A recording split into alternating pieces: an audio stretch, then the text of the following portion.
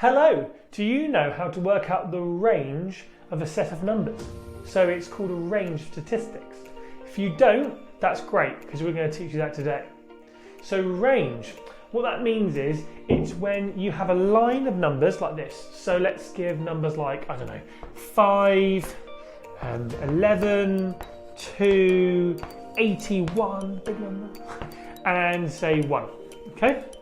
Now the range would mean when you take the biggest number away from the smallest number. So you'd go, right, the biggest number is here, 81. So it would go 81, take away the smallest number, which is 1, okay? And the answer to that is, of course, well done, it's 80.